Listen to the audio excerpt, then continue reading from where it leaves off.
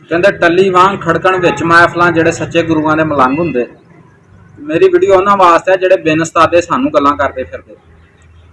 वो बंदा सी एक तो उन्हें एक मदारी नूं वेख्या, वो छुरी तां सिटदा तां सिट के ते मूँह ना कैच करदा। तो वो बड़ी आवाम ने उन्होंने दाद दी, यार बड़ा तेरा फाना कि तू छुरी तां सिटदा ते मूँह ना कैच करदा ते छुरी तेरे हलक च नहीं लंघदी। उन्हें कहा मैं उस्तादां दी मार खाधी। ਉਹਦੇ ਵਿੱਚੋਂ ਇੱਕ ਬੰਦਾ ਬੋਲਿਆ, ਉਹਨੇ ਕਿਹਾ ਇਹ ਕਿਹੜਾ ਕੰਮ ਆ, ਮੈਂ ਕਰਕੇ ਵਿਖਾ ਦਿੰਦਾ।